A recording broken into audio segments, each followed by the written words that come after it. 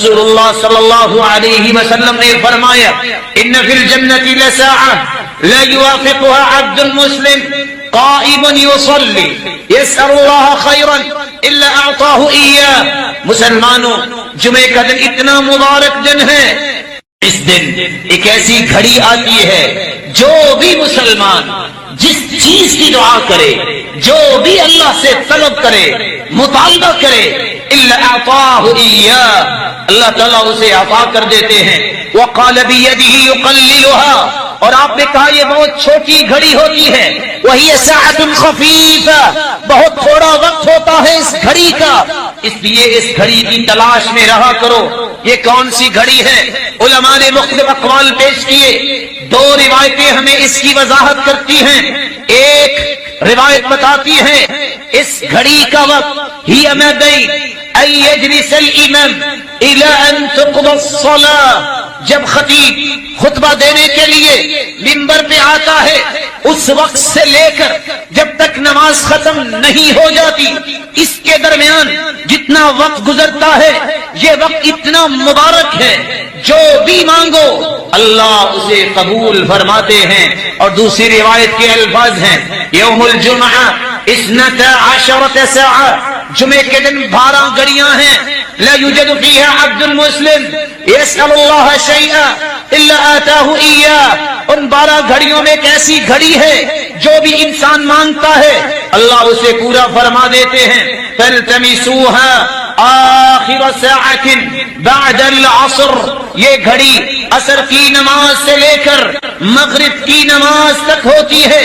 دوسری روایت کے لفظ ہیں بعد العصر الى غیبوبۃ الشمس، عصر کی نماز کے بعد سے لے کر جب تک سورج کی ٹکیا غروب نہیں ہو جاتی اس وقت تک یہ مبارک گھڑی رہتی ہے۔ یہی وجہ ہے ابو ہریرہ رضی اللہ تعالی عنہ اور عبداللہ بن سلام رضی اللہ تعالی عنہ اور امام احمد بن حنبل رحمۃ اللہ علیہ کہا کرتے تھے کہ یہ عصر سے لے کر مغرب تک کا وقت بڑا ہی مبارک ہوتا ہے۔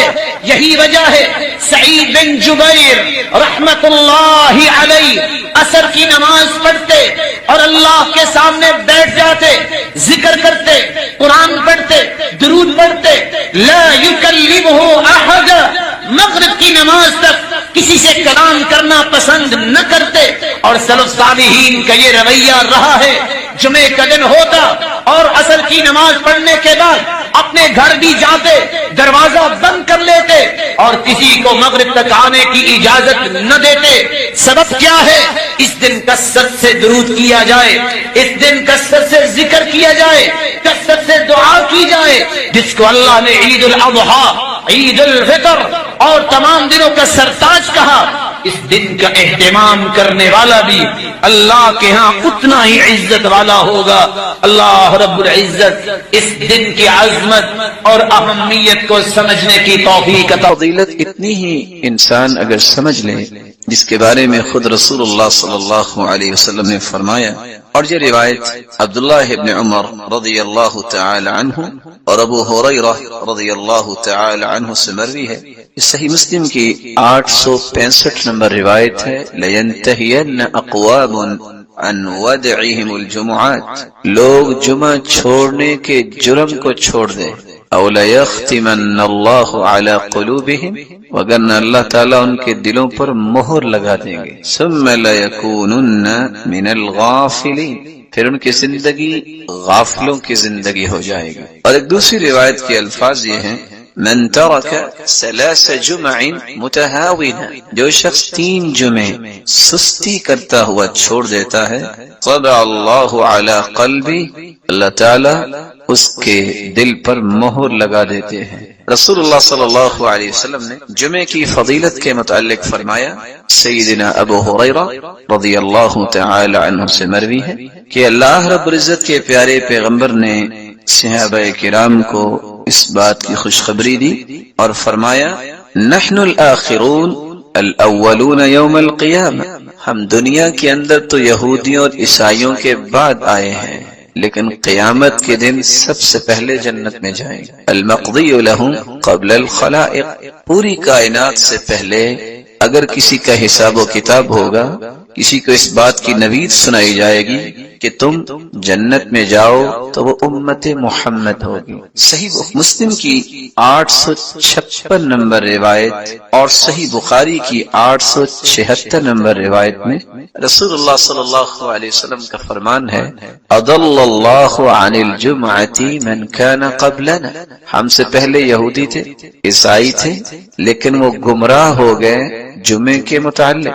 فکان لليہود یوم السبت، یہودی ہفتے کے دن کو مقدس سمجھتے، وکان للنصارى یوم الاحد، اور عیسائی اتوار کے دن کو مقدس سمجھتے۔ فجاء اللہ بنا، پھر اللہ تعالیٰ نے ہمیں نعمت سے نوازا، فہدانا اللہ لیوم الجمعہ، اللہ نے ہمیں جمعے کی نعمت سے نوازا۔ فجعل الجمعہ والسبت والاحد، تو اللہ نے ترتیب ہی یہ بنوا دی، جمعہ پھر اس کے بعد ہفتہ اور اتوار۔ وَكَذَلِكَ هُمْ تَبَعٌ لَنَا يَوْمَ الْقِيَامَةِ، اسی طرح قیامت کے دن وہ ہمارے پیچھے ہی ہوں گے۔ نحن الآخرون من اہل الدنیا والاولون یوم القیامہ، ہم آئے تو ان کے بعد ہیں، لیکن قیامت کو سب سے پہلے حساب و کتاب ہوگا اور جنت میں جائیں گے۔ رسول اللہ صلی اللہ علیہ وسلم نے یہاں تک فرمایا، جمعہ کا دن ایک ایسا مبارک دن ہے، اس سے مبارک دن سال کا کوئی دن نہیں سوائے رمضان کے اور ذی الحجہ کے پہلے 10 دن اور محرم کے۔ اور لفظ وہاں کیا ہے؟ خیر یوم طلعت علیہ الشمس یوم الجمعہ، جمعے کا دن ایسا مبارک دن ہے، سال میں جب بھی سورج نکلتا ہے سب سے زیادہ خیر والا دن جمعے کا دن ہے۔ اس کی وجہ فیہ خلق آدم، اللہ تعالیٰ نے اسی دن آدم علیہ السلام کو پیدا کیا۔ وفیہ ادخل الجنہ، اور جمعے کے دن ہی اللہ رب العزت نے آدم کو جنت میں داخل فرمایا۔ وفیہ اخرج منہا، اور جمعے کے دن ہی جنت سے زمین پر اتارے گئے، نکالے گئے۔ ولا تقوم الساعۃ الا فی یوم الجمعہ، اور قیامت بھی جمعے کے دن ہی آئے گی۔ سنن ابی داود کے الفاظ یہ ہیں، وفیہ اہبط، آدم علیہ السلام کو زمین پر بھی اللہ نے اتارا تو جمعے کے دن۔ وفیہ تیب علیہ، اور جمعے کے دن ہی اللہ تعالیٰ نے آدم علیہ السلام کی توبہ کو قبول فرمایا۔ وفیہ مات، اور جمعے کے دن ہی اللہ کے پیغمبر آدم علیہ السلام فوت ہوئے۔ وفیہ تقوم الساعہ، اور جمعے کے دن ہی قیامت قائم ہوگی۔ اور ساتھ یہ فرمایا، وفیہ ساعۃ لا یصادفها عبد مسلم وهو يصلی یسأل اللہ حاجتہ الا اعطا، اس دن ایک ایسی مبارک گھڑی ہے، اس مبارک گھڑی میں جو بھی دعا کی جائے اللہ تعالیٰ اس دعا کو رد نہیں کرتا۔ رسول اللہ صلی اللہ علیہ وسلم نے یہاں تک فرمایا، اور یہ سنن ابن ماجہ کی روایت ہے 1084 نمبر، کہ دنوں میں سرتاج دن، سید دن جمعے کا دن ہے۔ ان یوم الجمعہ سید الایام واعظمها عند اللہ، جمعے کا دن تمام دنوں کا سید ہے، سرتاج ہے، اور وہ اللہ کے ہاں بڑی ہی عظمت والا دن ہے۔ وَهُوَ أَعْظَمُ عِنْدَ اللَّهِ مِنْ يَوْمِ الْأَضْحَى وَيَوْمِ الْفِطْرِ، بلکہ فرمایا کہ عید الفطر اور عید الاضحیٰ سے بھی زیادہ عظمت والا دن ہے۔ فیہ 5 خصال، اس میں 5 ایسی خصلتیں ہیں۔ خلق اللہ فیہ آدم، اس دن اللہ تعالیٰ نے آدم کو پیدا کیا۔ وَأُهْبِطَ فیہ آدم إِلَى الْأَرْضِ، اور اسی دن اللہ نے زمین کی طرف آدم کو اتارا۔ وفیہ توفى اللہ آدم، اور اسی دن اللہ تعالیٰ نے آدم کی روح قبض کی۔ وفیہ ساعۃ لا يسأل الله فيها العبد شيئا إلا أعطاه ما لم يسأل حراما، چوتھی خصلت جمعے کے دن کی یہ ہے کہ ایک ایسی مبارک گھڑی ہے جو بھی انسان اللہ سے طلب کرے اللہ رب العزت اسے عطا کر دیتے ہیں۔ وفیہ تقوم الساعہ، اور 5ویں خصلت اسی دن قیامت قائم ہوگی۔ ما من ملک مقرب ولا سماء ولا أرض ولا رياح ولا جبال ولا بحر إلا وهن يشفقن من يوم الجمعة، فرشتے، آسمان اور زمین، ہوائیں اور پہاڑ، اور سمندر اس دن سے خوف کھاتے ہیں کہ اس دن قیامت قائم ہوگی۔ رسول اللہ صلی اللہ علیہ وسلم نے جہاں اس کو دنوں کا سرتاج کہا، وہاں یہ لفظ بھی صحابہ کرام کو بیان کیے، ان من افضل ایامکم یوم الجمعہ، یہ افضل ترین دن ہے۔ بقیہ چیزوں کو بیان کرتے ہوئے آپ نے یہ بھی فرمایا فَأَكْثِرُوا عَلَيَّ مِنَ الصَّلَاةِ فِي، جمعے کے دن تم کثرت سے درود پڑھا کرو، فَإِنَّ صَلَاتَكُمْ مَعْرُوضَةٌ عَلَيَّ، کیونکہ تمہارا سلام مجھے پہنچایا جائے گا۔ رسول اللہ صلی اللہ علیہ وسلم کے صحابہ نے سوال کر دیا کہ ہم اگر درود پڑھیں گے تو آپ کے پاس کیسے پہنچے گا؟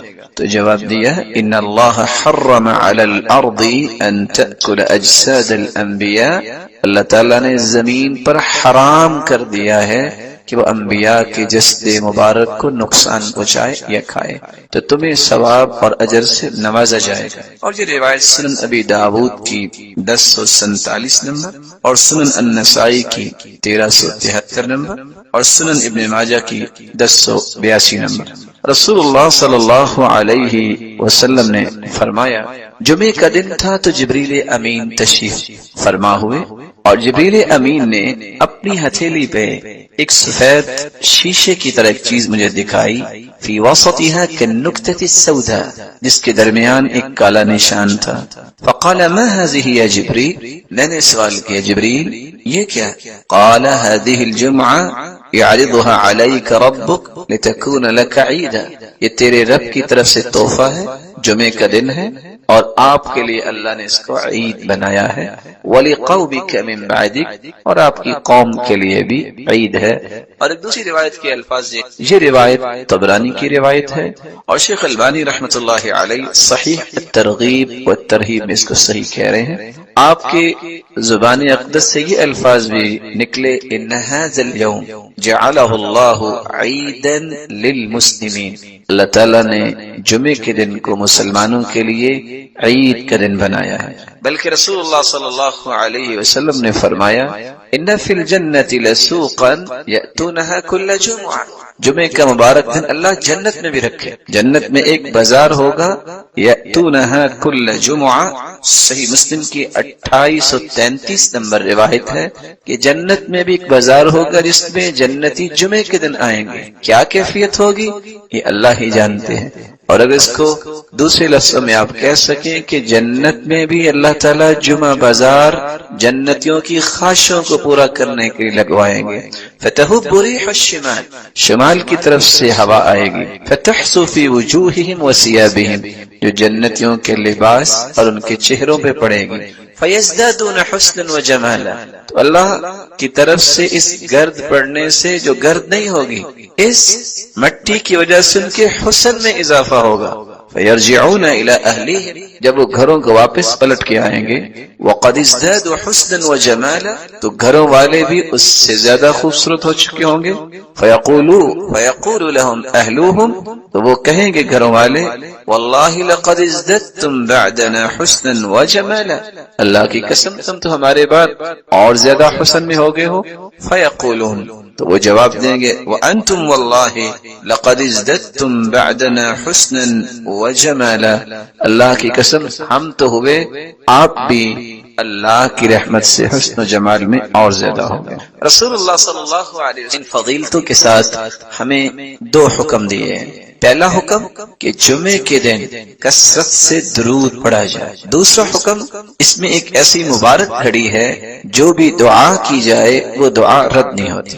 وہ کون سی گھڑی ہے، وہ کون سا وقت ہے جب دعا کی جائے تو دعا رد نہیں ہوتی؟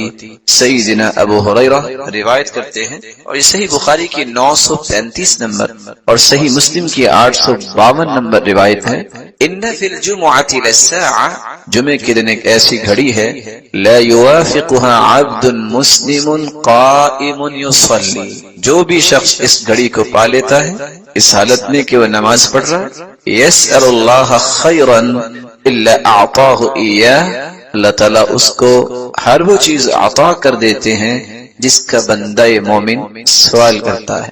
اور ایک روایت میں آتا ہے وہی الساعۃ خفیفہ، یہ بہت تھوڑا سا وقت ہوتا ہے۔ علماء نے اس وقت کے متعلق دو روایتوں سے استدلال لیا ہے۔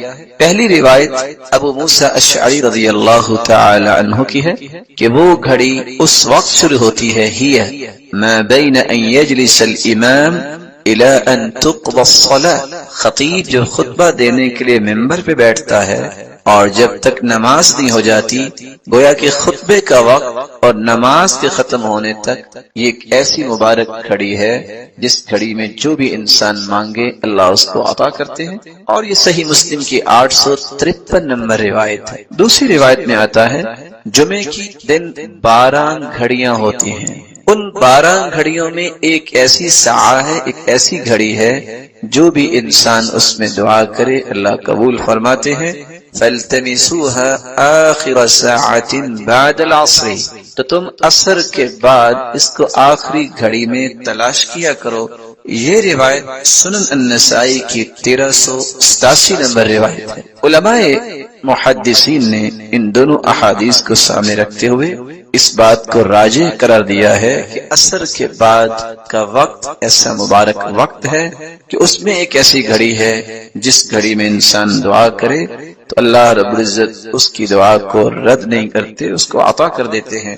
یہی وجہ ہے کہ بہت سارے نیک لوگ عصر کی نماز کے بعد جمعے کے دن اپنے گھر کا دروازہ بند کر، پاک و ہند میں جب قرآن و سنت کی ترویج ہوئی ہے ہندوستان کے اندر، اس وقت تو پاکستان مستقل الگ ایک وطن نہیں بنا تھا، تو وہاں لوگ جو حدیث پڑھانے والے ایسے تھے جو اس بات کا اہتمام کرتے ہوئے عصر کے بعد کسی کو ملنا پسند نہ کرتے، کہتے یہ وقت ہے دعا کا، یہ وقت ہے درود کا، یہ وقت ہے اللہ سے اپنے مطالبات قبول کروانے کا۔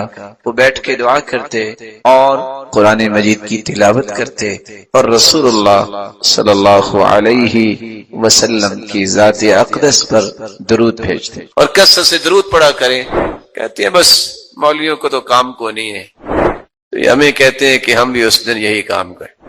اللہ کے رسول نے فرمایا تھا کثرت سے درود پڑھو، فإن صلاة أمتي تعرض علي في كل يوم جمعة، کیونکہ جمعے کے دن مجھ پہ میری امت کے درود پیش کیے جاتے ہیں۔ فمن كان أكثرهم علي صلاة كان أقربهم مني منزلة، جو کثرت سے جتنا زیادہ درود پڑھتا ہے قیامت کے دن وہ میرا امتی اتنا ہی سب سے میرے قریب ہو۔ کتنی خوش نصیبی ہے۔ کچھ لوگ کہتے ہیں کہ یہ جو قرآن و سنت کی بات کرتے ہیں نا، جن کو اہل حدیث کہتے ہیں، یہ تو درود کے نعوذ باللہ منکر ہے۔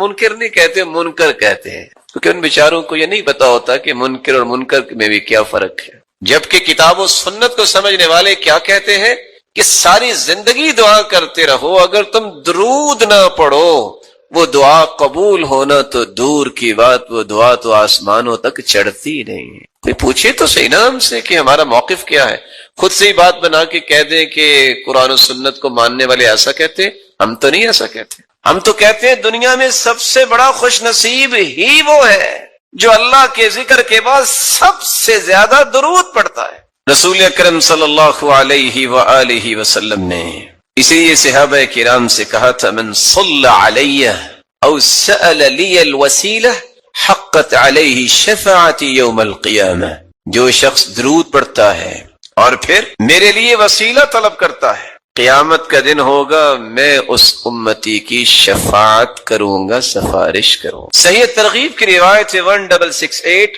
رسول اللہ صلی اللہ علیہ وسلم نے فرمایا اولی الناس بی یوم القیامہ اکثرهم علی صلاۃ، قیامت کے دن سب سے پیارا اور قریبی میرے وہ ہوگا جو سب سے زیادہ مجھ پہ درود بھیجنے والا۔ بلکہ اللہ کے رسول صلی اللہ علیہ وسلم نے فرمایا تھا ابخل الناس من ذکرت عنده فلم يصلی علی، بخیل تو دنیا میں بہت ہیں لیکن سب سے بڑا بخیل کسی نے دیکھنا ہے تو وہ ہے جس کے پاس میرا تذکرہ ہو اور پھر وہ درود نہ بھیجے۔ یہاں رک کے میں ایک گزارش کروں گا بڑوں سے بھی اور چھوٹوں سے۔ کچھ تو اللہ کے رسول کے دشمن ہیں کافر، کچھ ایمان لانے کے باوجود بھی دشمنی کرتے ہیں کیونکہ اللہ کے رسول کی بات نہیں مانتے اور آپ کے وزیروں اور مشیروں کو برا بلا کہتے ہیں۔ یہ بھی دشمنی ہے اللہ کے رسول.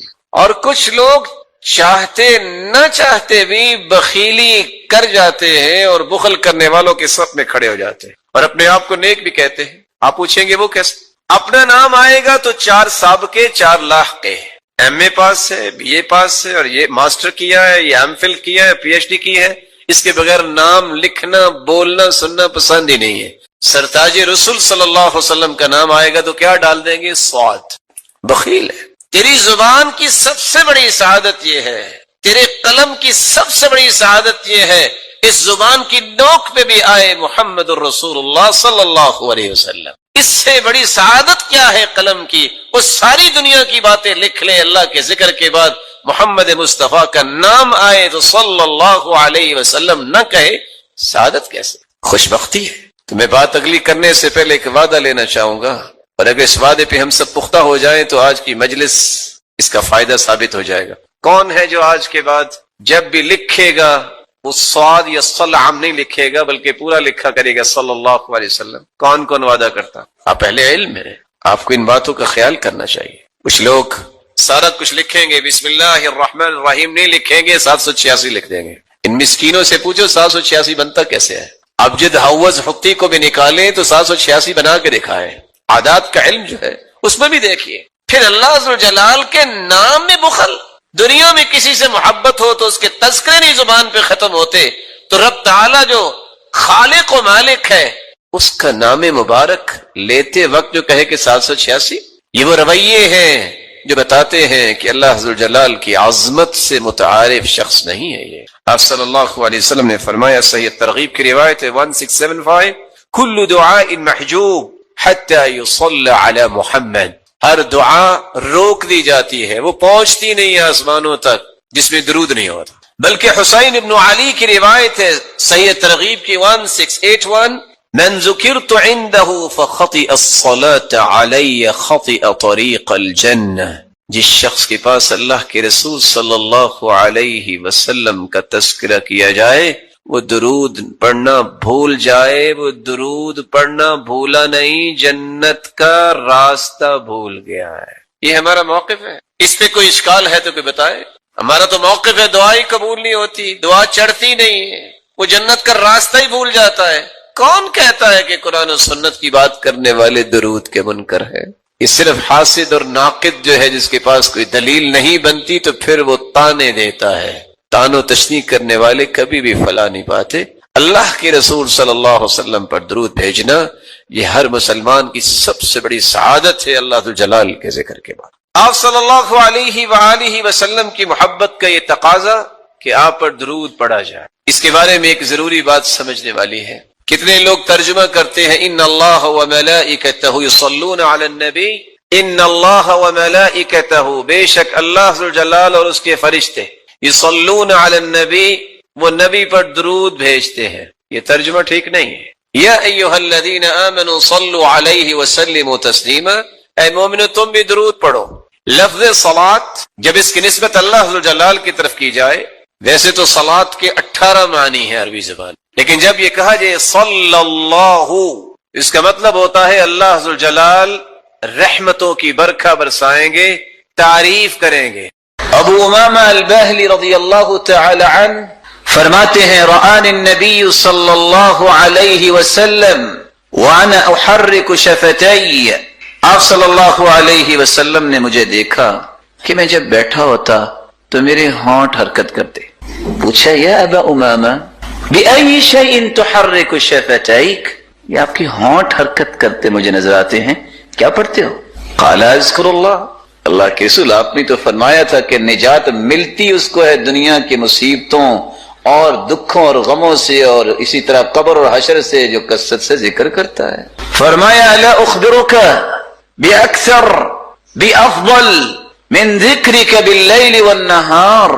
ابو امامہ تم 24 گھنٹے ذکر کرتے رہو دن اور رات، اس سے بھی اچھا اور اس سے بھی افضل ذکر جو 24 گھنٹوں کے اذکار سے بھی زیادہ اجر کا باعث ہے، زیادہ افضل ہے، میں تمہیں نہ بتا دوں؟ کہا اللہ کے رسول اور کیا چاہیے؟ تو آپ صلی اللہ علیہ وسلم نے فرمایا تم اگر 24 گھنٹے مسلسل ذکر سے بہتر ذکر چاہتے ہو تو تم یہ کلمہ کہہ دیا کرو، سبحان اللہ عدد ما خلق، سبحان اللہ ملء ما خلق، سبحان اللہ عدد ما فی الارض، سبحان اللہ ملء ما فی الارض والسماء، سبحان اللہ عدد ما احصى کتابہ، سبحان اللہ عدد کل شیء، سبحان اللہ ملء کل شیء۔ یہ 4 کلمات تم پڑھ لو، اجر اتنا ہی ملے گا کہ 24 گھنٹے تم اللہ کے ذکر ہی کرتے رہے گا۔ صبح و شام کثرت سے اللہ کا ذکر کریں۔ کون سے اذکار؟ ایک چھوٹا سا جملہ ہے، سبحان اللہ۔ حدیث کہتی ہے کہ اگر کوئی شخص 100 مرتبہ سبحان اللہ کہہ دے، اللہ اسے 100 غلام آزاد کرنے کا اجر عطا کر دیں گے۔ ایک چھوٹا سا اور بھی کلمہ ہے، الحمدللہ۔ کوئی ہے جو 100 گھوڑے وقف کر سکتا ہو اللہ کی راہ؟ حدیث کہتی ہے 100 مرتبہ تم الحمدللہ کہہ دو، اجر تمہیں اتنا ہی ملے گا جتنا میدان کارزار کے لیے تم نے 100 گھوڑے اللہ کی راہ میں پیش کر دیے۔ کثرت سے ذکر کیجیے۔ اللہ اکبر چھوٹا سا مبارک کلمہ ہے، تو ہے جو 100 اونٹ کرتا ہو ذبح۔ حدیث کہتی ہے اللہ اکبر 100 مرتبہ پڑھ لو گے، اللہ ساز و سامان سے لدے ہوئے 100 اونٹ اللہ کی راہ میں پیش کیے جانے پر جو اجر ملتا ہے، اللہ اتنا اجر عطا کرے۔ سبحان اللہ، الحمدللہ، اللہ اکبر، لا الہ الا اللہ۔ اسی حدیث کے آخر میں آتا ہے کہ لا الہ الا اللہ کثرت سے پڑھ لو۔ جتنے ہم بیٹھے ہیں اللہ آپ سب کو عزت دے، سلامت رکھے۔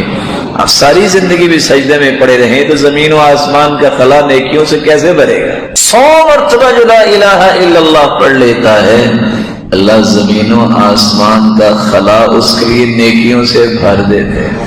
ویسے آپ تھوڑا سا غور کریں، سبحان اللہ، الحمدللہ، اللہ اکبر، لا الہ الا اللہ۔ تکبیر کیا ہے؟ اللہ اکبر، اللہ اکبر، لا الہ الا اللہ، واللہ اکبر، وللہ الحمد۔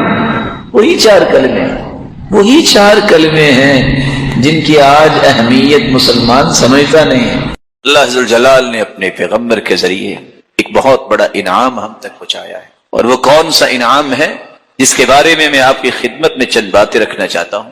یہ ایمان کی لذت اور مٹھاس اور حلاوت، یہ نصیب کس شخص کو ہو؟ کھانا انسان کی جسمانی ضرورت ہے، کھانا اور پینا یہ جسم کی غذا ہے۔ اللہ کی طرف سے نازل شدہ وحی، قرآن و حدیث، یہ روح کی غذا ہے۔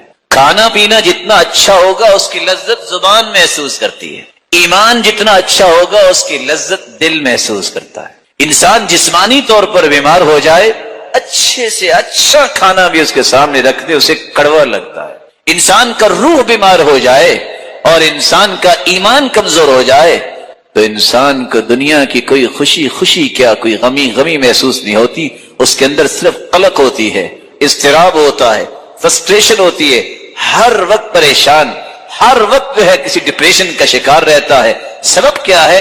یہ بیچارہ ایمانی طور پہ دیوالیہ ہو چکا۔ مصیبتیں انبیاء پر بھی آئیں، اولیاء و اصفیاء پر بھی آئی، لیکن اس کا معنی یہ ہے کہ اللہ سے تعلق توڑ لے، اس کا معنی یہ ہے کہ مایوس ہو جائے، اس کا معنی یہ ہے کہ عبادت چھوڑ دے، اس کا معنی یہ ہے کہ اللہ کو یاد کرنا چھوڑ دے، اس کا معنی ہے کہ نعوذ باللہ غلط باتیں اپنی زبان سے بولنا شروع کر دے، اس کا معنی یہ ہے کہ گریبان چاک کرے، اس کا معنی یہ ہے کہ اپنے چہرے کو خود ہی تھپیڑے مارنا شروع کر دے، اس کا معنی یہ ہے کہ اللہ پہ اعتراض کرنا شروع کر دے۔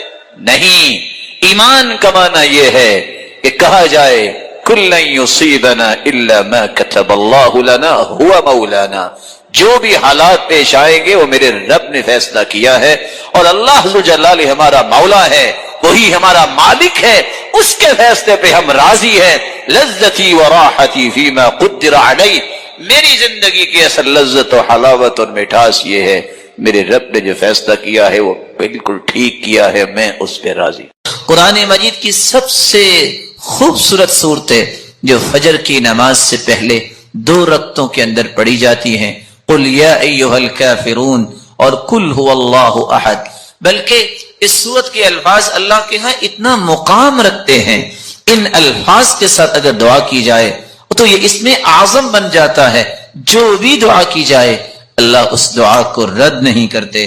رسول اللہ صلی اللہ علیہ وسلم کے صحابی بیان کرتے ہیں، میں رسول اللہ صلی اللہ علیہ وسلم کے ساتھ مسجد میں داخل ہوا، ایک شخص نماز پڑھ رہا تھا اور دعا کر رہا تھا، اللہم انی اسألک بأنی اشہد ان لا الہ الا انت الاحد الصمد الذي لم یلد ولم یولد ولم یکن له کفوا احد۔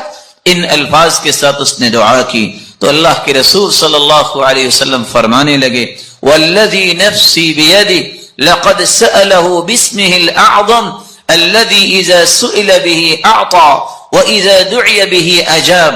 اس ذات کی قسم جس کے ہاتھ میں میری جان ہے، اس شخص نے اسم اعظم کے ساتھ دعا کی، اور جو ان کلمات کے ساتھ دعا کرتا ہے، جو بھی سوال کرتا ہے اللہ رب العزت اسے عطا کر دیتے ہیں، جو بھی دعا کرتا ہے اللہ رب العزت اس کی دعا کو قبول فرماتے ہیں۔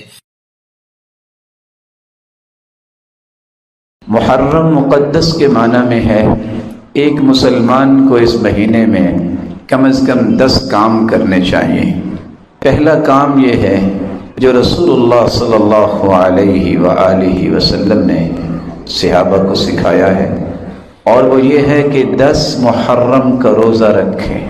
آپ سے جب سوال کیا گیا تو آپ نے فرمایا تھا یکفر السنۃ الماضیہ، ایک سال کے گناہوں کا یہ کفارہ بن جاتا، اور آپ نے اس بات کی خواہش پیش کی تھی اگر میں آئندہ سال زندہ رہا تو میں 9 کا بھی روزہ رکھوں گا۔ سیدنا عبداللہ ابن عباس رضی اللہ تعالی عنہ اس لیے فرماتے ہیں 9 کا اور 10 کا روزہ رکھو۔ 10 کا روزہ اس لیے رکھیں گے کہ ایک سال کے گناہوں کی معافی مل جائے، اور 9 کا روزہ اس لیے رکھیں گے کہ آپ صلی اللہ علیہ وسلم کی خواہش تھی کہ یہودیوں کی مخالفت ہو، وہ بھی 10 کا روزہ رکھتے ہیں، تو آپ نے مخالفت کے لیے 9 کے روزے رکھنے کی بھی بات کی۔ دوسرا کام جو ہمیں اس مہینے میں کرنا چاہیے کہ بھلے آپ کی مجبوری ہے کہ آپ جنوری فروری کے ساتھ اپنے جملہ معاملات کو منسلک کرتے ہیں، آپ کم از کم دینی امور کو اسلامی سال کے ساتھ ہی جوڑے رکھیں۔ زکوٰۃ ہے، اور آپ کے علم میں ہے کہ اگر کسی عورت کو طلاق ہو جائے 3 مہینے جو عدت ہے وہ 3 مہینے اسلامی سال کے 3 مہینے ہیں۔ اسی طرح کسی کا خامن فوت ہو جائے تو 4 مہینے 10 دن جو عدت ہے وہ بھی اسلامی مہینوں کے اعتبار سے۔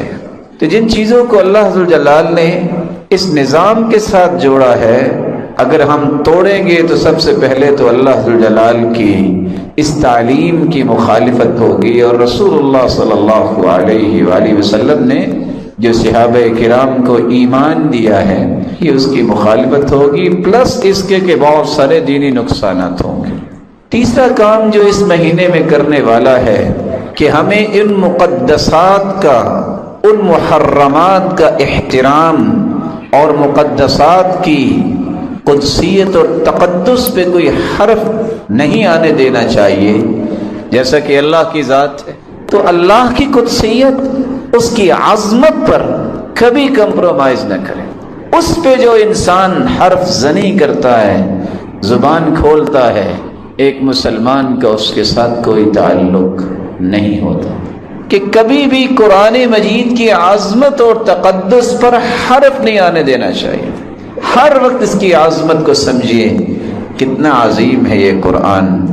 ایک چوتھی بات جو ہے وہ ہمیں یاد رکھنی چاہیے کہ اس مہینے میں ہمیں اس بات کا عہد کرنا چاہیے کہ رسول اللہ صلی اللہ علیہ وآلہ وسلم کی عظمت یہ ہمیشہ ہمارے دل میں قائم رہنی چاہیے۔ اللہ نے دلوں کو جھانکا، سب سے خوبصورت دل محمد مصطفیٰ کا پایا۔ اللہ نے اس ہستی کو چن لیا، ایسی عظمت دی کہ سرتاج رسول بنا دیا۔ جس شخص کا یہ ایمان ہے کہ اللہ کے رسول آخری پیغمبر ہیں اور پوری کائنات سے اعلیٰ ہیں، پھر اس کی اطاعت بجا لاتا ہے، یہ ہے مومن۔ جو آپ کی عظمت کو تسلیم نہیں کرتا، یا آپ کی عظمت کو تسلیم کرتے ہوئے کہتا ہے کوئی اور بھی ہے جو اللہ کے رسول کے بعد نبی آ سکتا ہے، ایسے شخص کو ایمان والا نہیں کہا جا سکتا۔ پھر یہ اللہ کے رسول صلی اللہ علیہ وسلم کا دین جو لے کے آئے ہیں صحابہ کرام، پانچویں ان کی عظمت ہمارے دل میں ہونی چاہیے۔ کتنی عظمت؟ جس کے بارے میں اللہ نے عظمت بیان کر دی ہے کہ اگر ہدایت یافتہ دیکھنے ہیں تو صحابہ ہے، کامیاب دیکھ رہے ہیں تو صحابہ ہے، اللہ کا لشکر دیکھنا ہے تو صحابہ ہے، روئے زمین پہ سب سے بہترین دیکھنا ہے تو صحابہ ہے۔ میں ان سے راضی، وہ مجھ سے راضی، اور ان کے لیے ایسی جنتیں میں نے تیار کی ہیں جس میں ہمیشہ ہمیشہ رہیں گے۔ اس عظمت کو چھوڑ کر اگر کوئی زبان درازی کرے تو بس دو باتیں یاد رکھیے گا۔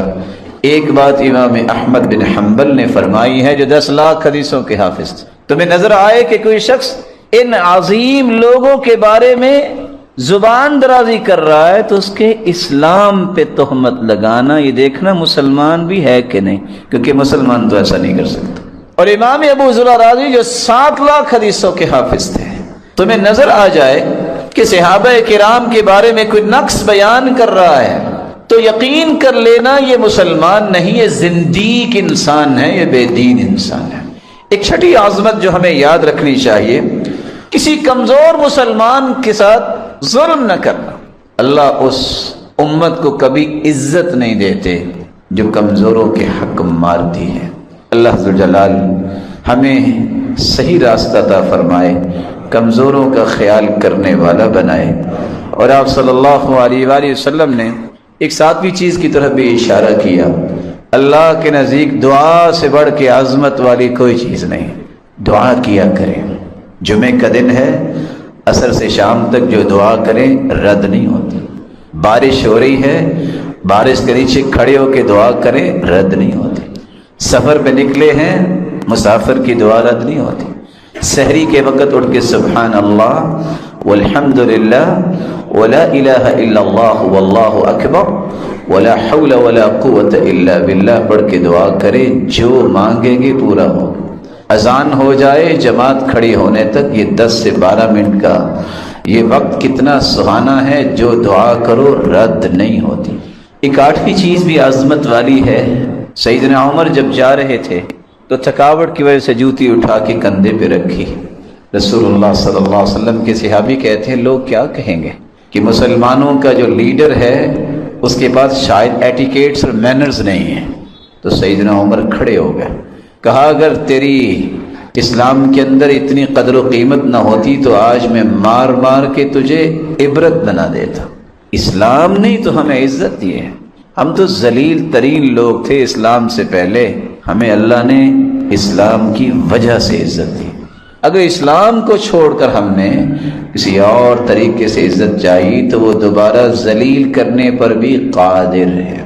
ایک 9واں کام جو عظمت والا ہے، جو ہمیں اس مہینے میں دوبارہ سے تجدید عہد کرنی چاہیے، وہ یہ ہے کہ یہ نعمت اسلام کو ہم دنیا میں کیسے پھیلا سکتے ہیں، دعوت کا کام کیسے کر سکتے ہیں، یہ تبلیغ کا کام کیسے کر سکتے ہیں۔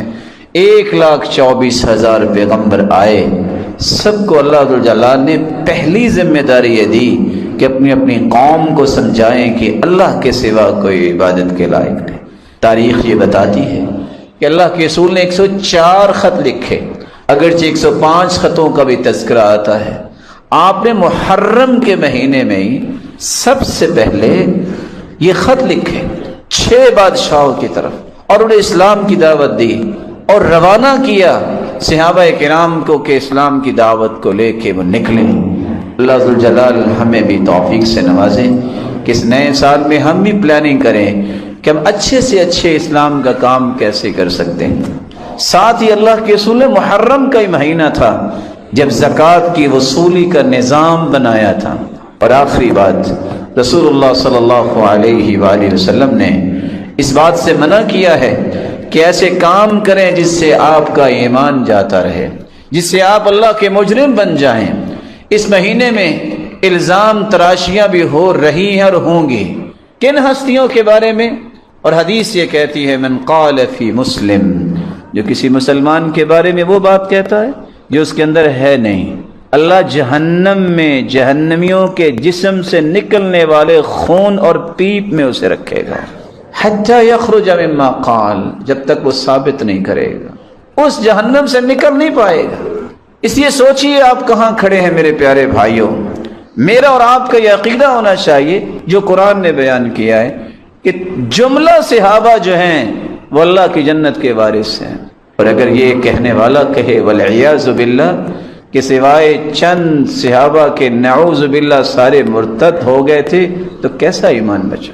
یہ کیسے کل قیامت کو حالات ہوں گے؟ رسول اللہ صلی اللہ علیہ وسلم کے اس تربیتی پیکج کو جب ہم دیکھتے ہیں، جو تربیتی پیکج جس کے ذریعے آپ صلی اللہ علیہ وسلم نے صحابہ کی تربیت کی، تو اس مبارک مہینے کا پہلا پیغام یہ ہے، نئے سال کا آغاز ہو رہا ہے، ہمیں سب سے پہلے اپنا محاسبہ کرنا چاہیے۔ رسول اللہ صلی اللہ علیہ وسلم کے اوپر نازل ہونے والا قرآن اس بات کی طرف بلاتا ہے، یا ایھا الذین آمنوا اتقوا اللہ، اے ایمان کا دعویٰ کرنے والو اللہ سے ڈر جاؤ، ولتنظر نفس ما قدمت لغد، اس بات کو دیکھو کہ تم نے کل قیامت کے لیے کیا کچھ آگے بھجوایا ہے۔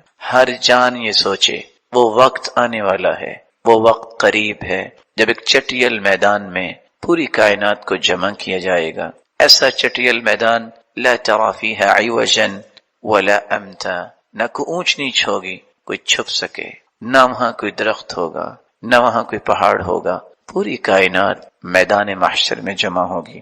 وہ حسن جو تم دنیا میں حاصل کرتے ہو، حاسبو قبل ان تحاسبو، اپنا محاسبہ خود کرو۔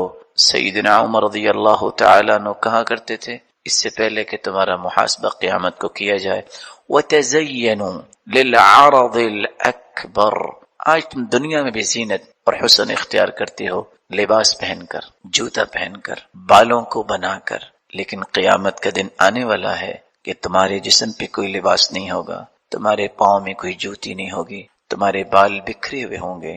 اللہ کے رسول صلی اللہ علیہ وسلم نے یہی بات سمجھائی تھی، ستحشرون یوم القیامت حفاتا عراتا غرلا بہما، ان قریب تمہیں میدان محشر میں جمع کیا جائے گا، جسم پہ لباس نہیں ہوگا، پاؤں میں جوتی نہیں ہوگی، بال بکھرے ہوئے ہوں گے۔ اور اسی طرح جس طرح غیر مختون انسان پیدا ہوتا ہے، اسی حالت میں میدان محشر میں اللہ کے سامنے پیش کیا جائے گا، اور حالت یہ ہوگی وَجَاءَ رَبُّكَ وَالْمَلَكُ صَفًّا صَفًّا، فرشتے صفوں میں ہوں گے، اللہ رب العزت میدان محشر میں تشریف لائیں گے جیسے کہ اس کی شان کو لائق ہے۔ اللہ کے نور کی تجلیوں سے وَأَشْرَقَتِ الْأَرْضُ بِنُورِ رَبِّهَا، اللہ کے نور کی تجلیوں سے میدان محشر روشن ہو جائے گا۔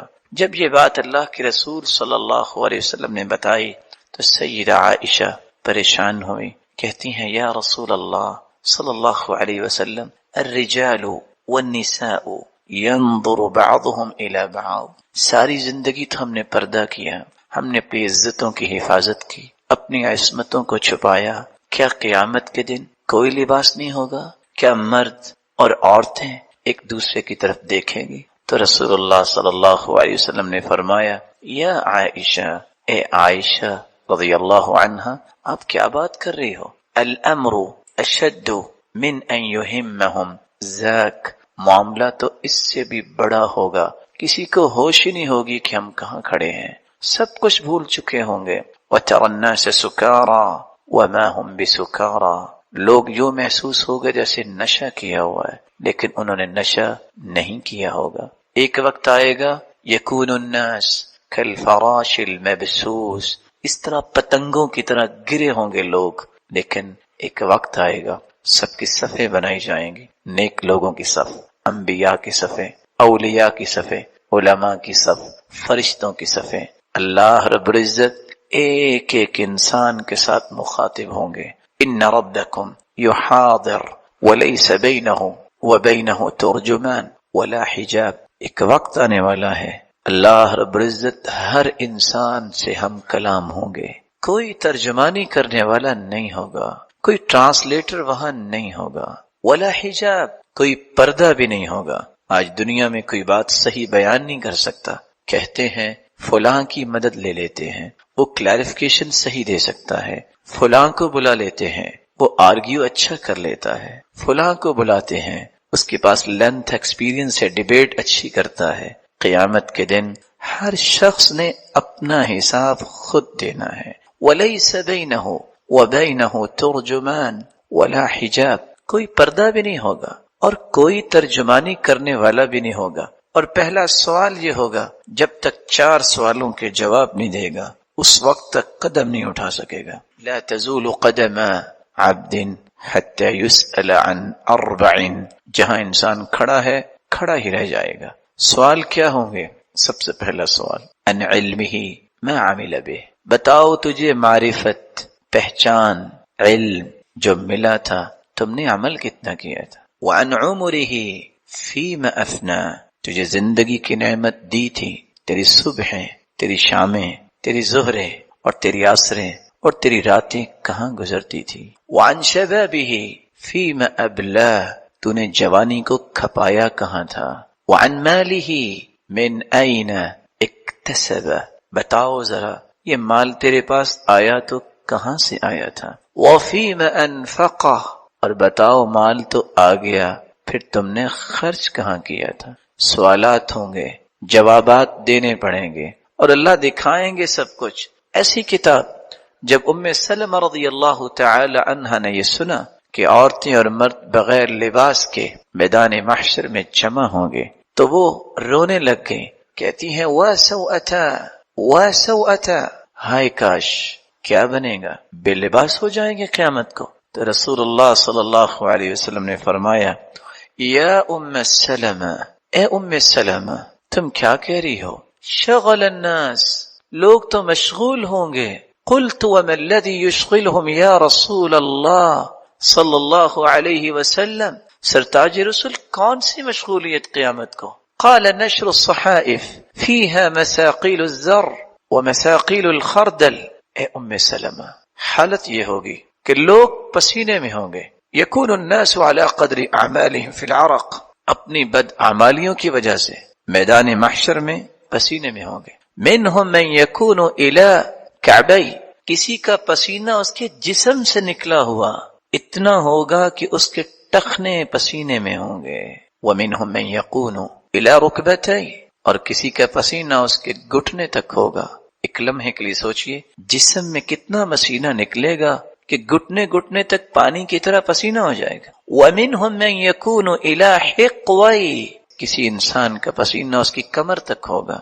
ومنهم من يلجمهم الجاما، اور کچھ لوگوں کا پسینہ ان کے منہ تک ہوگا جیسے لگام پہنائی ہوئی ہے۔ اور صحیح بخاری کے الفاظ یہ ہیں حتى يذهب عرقهم 70 ذراعا، فٹ کی بات نہیں ہے، 70 ہاتھ پسینے میں وہ شخص ڈبکیاں لے رہا ہوگا۔ کچھ ایسے بھی بدبخت ہوں گے۔ اور ہوگا کیا؟ نشر الصحائف، رجسٹر پھیلائے جائیں گے، 99 رجسٹر، فیہا مساقیل الذر ومساقیل الخردل، رائی کے دانے کے برابر، ریت کے ذرات تو دیکھے ہیں آپ نے، ریت کے ذرے کے برابر۔ اور روشنی جب آتی ہے، کوئی سوراخ ہو دروازے میں یا دیوار میں، تو ہم روشنی کی وہ جو کرن آتی ہے اس میں جو چھوٹی چھوٹی چیزیں نظر آتی ہیں، یہ خردل ہے، یہ رائی کا دانہ ہے۔ اتنی بھی نیکی لکھی ہوگی، اتنا گناہ بھی وہاں لکھا ہوگا،